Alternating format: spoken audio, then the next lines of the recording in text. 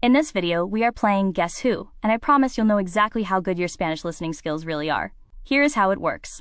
I'm going to show you 2 photos on screen. I will give you 3 clues in Spanish describing one of them. All you have to do is answer which photo I've described. Ready to play? Let's go!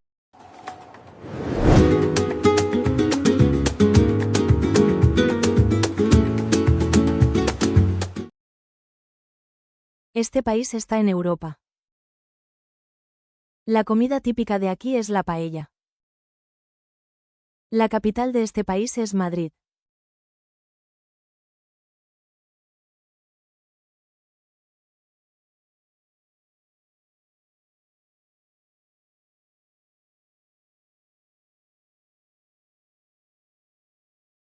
Está en América del Norte. La gente come tacos. Su música tradicional es el mariachi.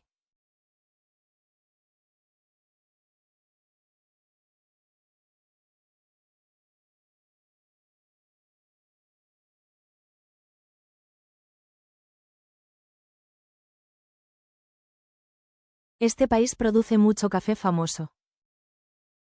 Es la tierra natal de la cantante Shakira. Tiene costas en el Mar Caribe.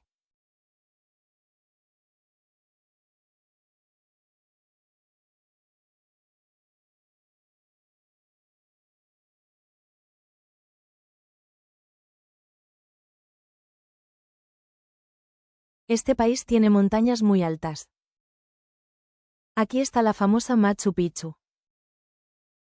El animal típico es la llama.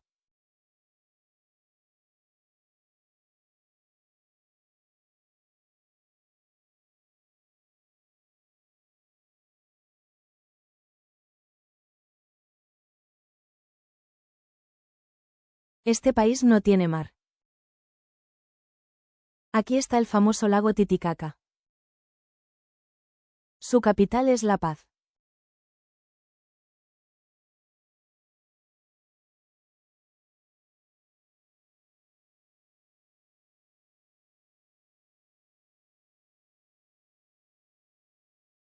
Time to count up your points and find out your official Spanish daily rank.